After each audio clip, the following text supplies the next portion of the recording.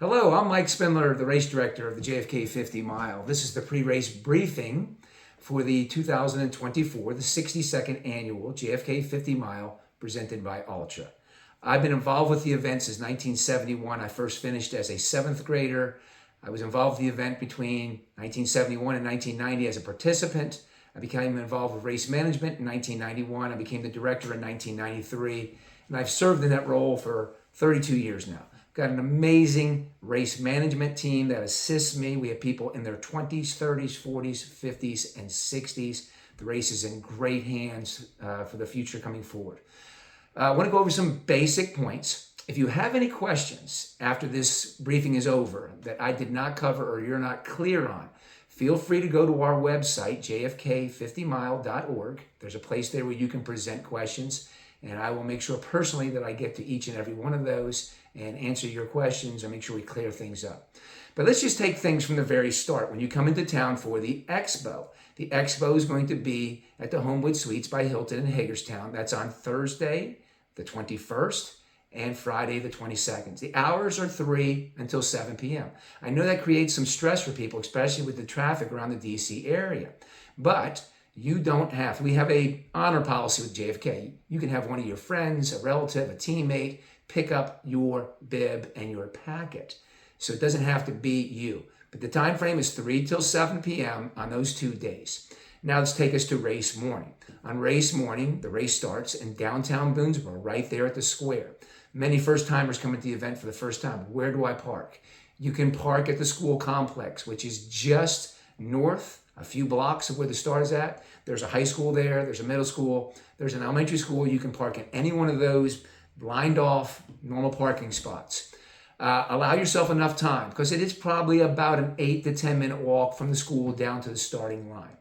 Once again, going back to the starting line, where's the portable toilets? The portable toilets are going to be located at the Boonesboro, it is called the Boonesboro, the fire company at Boonesboro is where it is. It's 1 block to the north. As you face out onto the course as a participant, it's to your left, 1 block. There'll be a number of portable toilets in there. There's also going to be a baggage truck.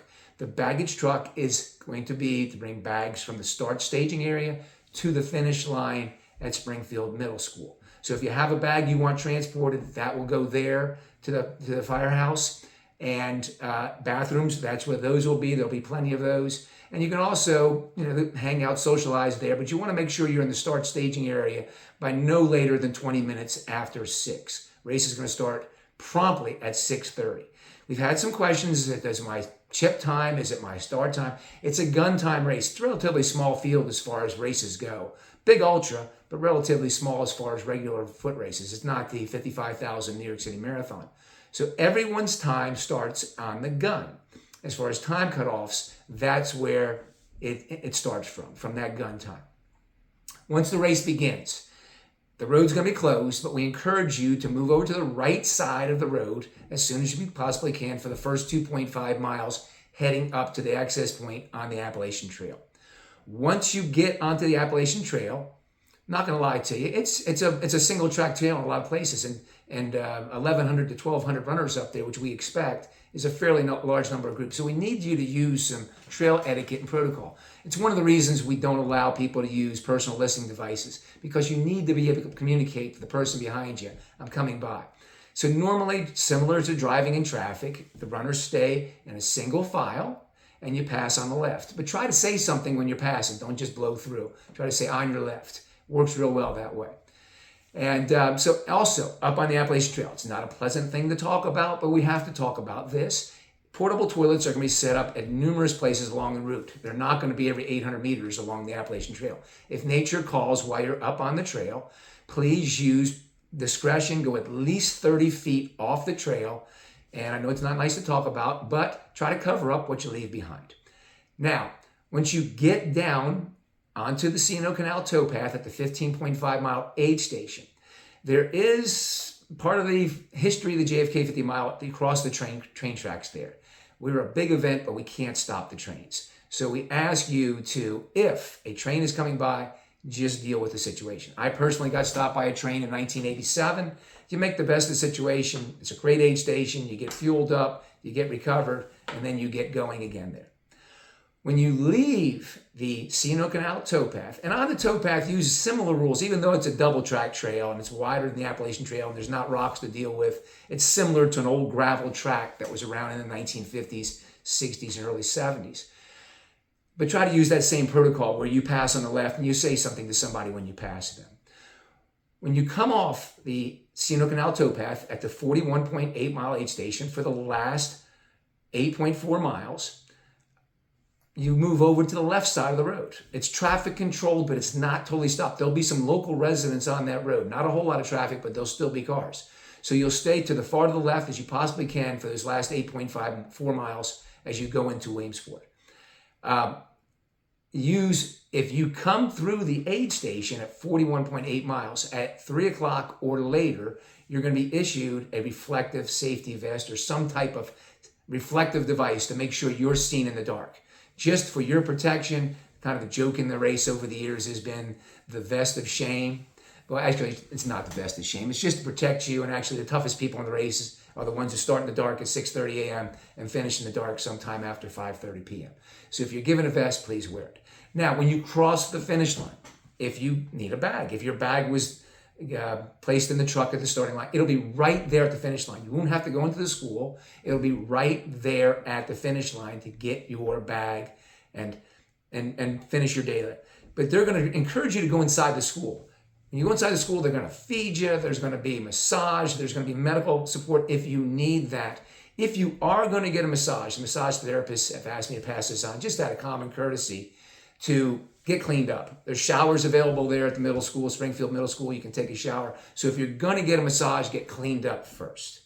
Now, talking about the aid stations along the route, there's 14 of them. They're out of this world.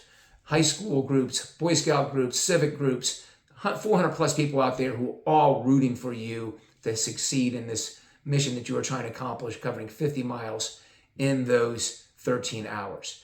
Your handlers, if you have a handler, and a lot of people do, they're allowed to meet you at 15 miles at Weaverton Cliffs, at 27 miles at the Antietam Campground, and also at the 38-mile aid station at Taylor's Landing. Those are the only 3 places they can meet you. That's where we have adequate parking, and they can give you what you need, the encouragement, nutrition, change of clothes, so forth. But please make sure they only meet you at those spots.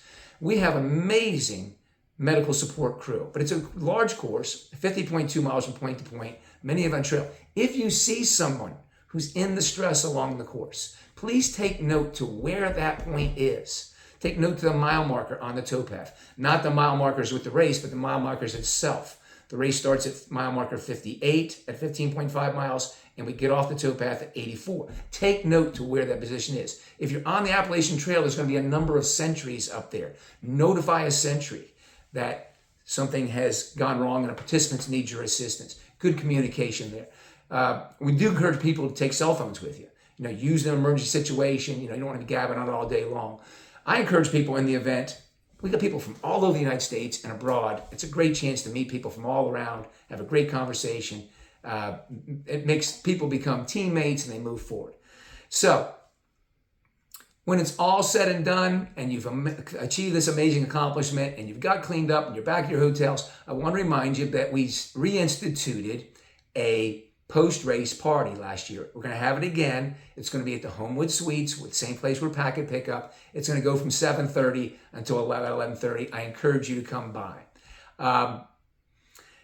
One other thing I wanted to remind you, a new tradition that's being instituted this year for your handlers. Once the gun goes off at downtown Boonesboro, many of them have hours to fill before they meet you at the Weaverton Cliffs. Well, the Brethren Church in Brownsville, which is in Knoxville, and they actually have some information on the internet, they have a big fundraiser, a big pancake and sausage breakfast that has been going on for decades. It kind of fell off the map for a while during COVID, but it is now back. And that's going to be from 6 o'clock to 10 o'clock. So if your handlers are looking for a fun thing to do to kill some time before they meet you at Weaverton Cliffs, that's what we encourage you to do.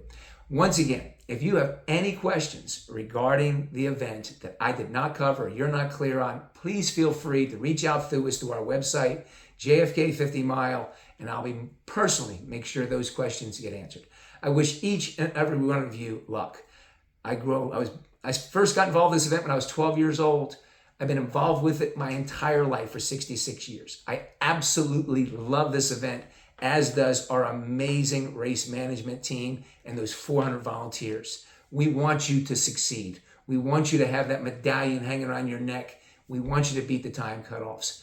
Once again, please make sure you're thoroughly knowledgeable about the time cutoffs along the course, especially for those people who are really cutting it close to the 13 hours. The first major one is 11:30 at the 15.5 mile aid station.